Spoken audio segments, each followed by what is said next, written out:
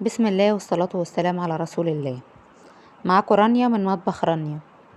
النهاردة هنعمل مع بعض صينية جلاش، بس بقى نغير الحشوة التقليدية بتاعتنا اللي باللحمة المفرومة. النهاردة قلت اجدد واعملها بالفراخ.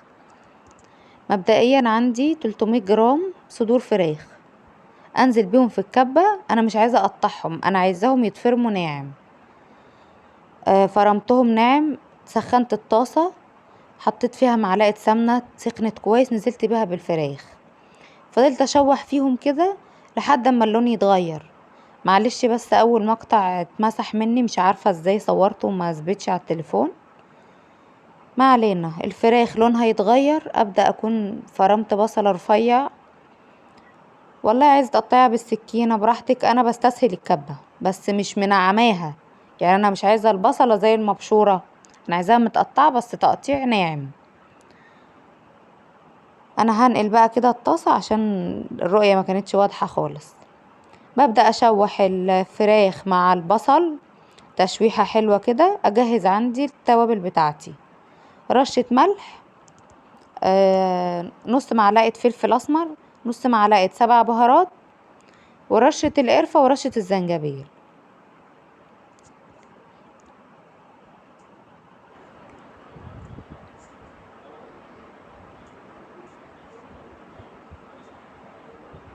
اقلب بقى كويس اشوح التوابل بتاعتي التوابل مع دي، الفراخ مع البصل، كل الكلام ده يتشوح طبعا مع كل بعض الحاجات دي كويس. انا مش حاطة مية، انا مش بعدين عايزة انزل سوائل عندي تنزل بقرنين خالص. الفلفل الحار. كل ده الفراخ يعتبر لو هي حابين بتستوي في الحاجة ميتها حارة وعلى نار عالية، على اعلى نار، مش عايزة الفراخ تطرى مني. انا كل ده احط يا بنات ما التوابل عندي حطيتش بقى مية هنا خالص، كمان قرنين فلفل انا حار لو سايباها انتوا هي بتحبوا الاكل مع سبايسي. نفسها ما تتشوح على نار بتحبوش عالية. خلوها قرن فلفل انا بارد. عايزة الفراخ تكون ماسكة نفسها وتشرب افرمهم، سوائلها. وانزل بيهم برضو على الكلام ده. بس هدي التوابل كمان تشويحة مع الفراخ مع البصل. كل الكلام ده بياخدش 10 دقايق في التسوية، لان طبعا الفراخ ناعمة ما بتاخدش وقت.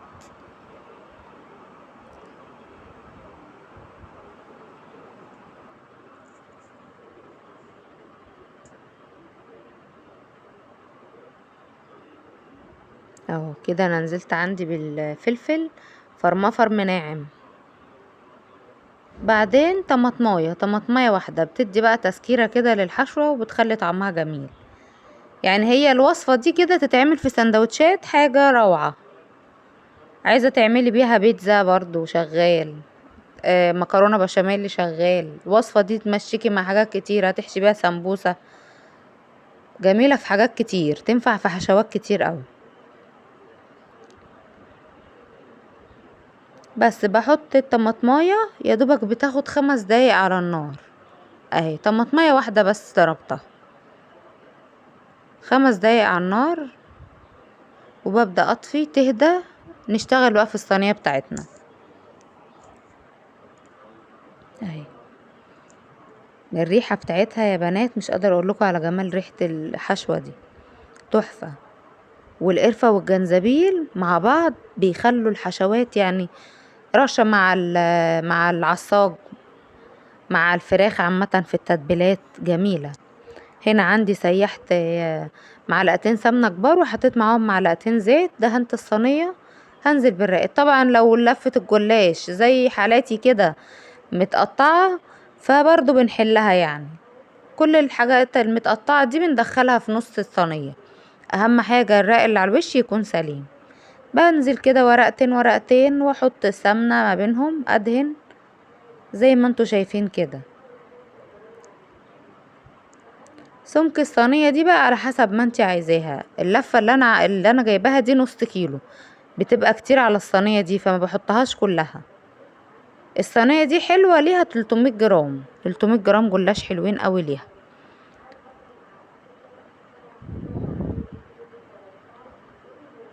اهو كل رقين بحط ما بينهم سمنة، ادهن.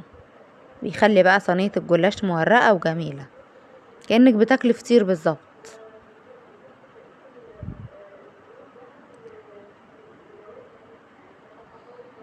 اخلص الكلام ده انزل بالحشوة بتاعتي. اهو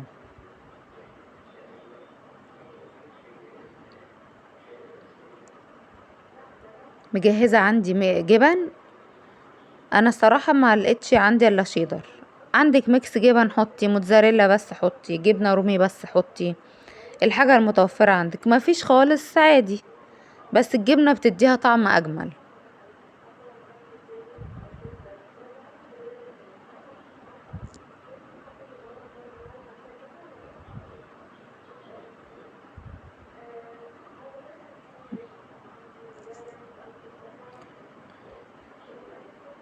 طبعا انا بعد ما خلصت هنا لقيت بنتي واقفه بتقولي انا عايزه معلقه، شلت لها معلقه تاني بعد ما فردت الحشوه.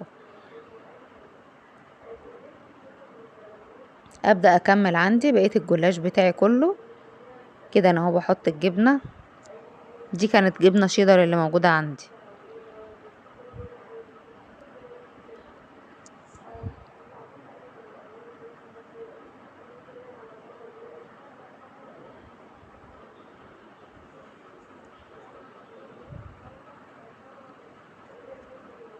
اكمل بقى كل الكميه بتاعتي بنفس النظام برضو، ورقتين جلاش ونحط السمنه ما بينهم. وفي اخر راق ما بنحطش السمنه الا لما بنقطع عشان ما تضايقكيش وانتي بتقطعيها.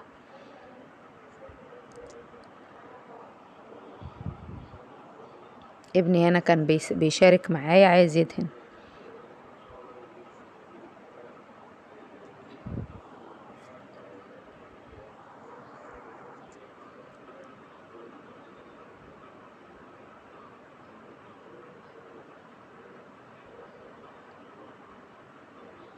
بقفل بقى كده، انا عايزه اخر راق يبقى جاي مظبوط، مش عايزه يبقى في حتت متقطعه من على الوش.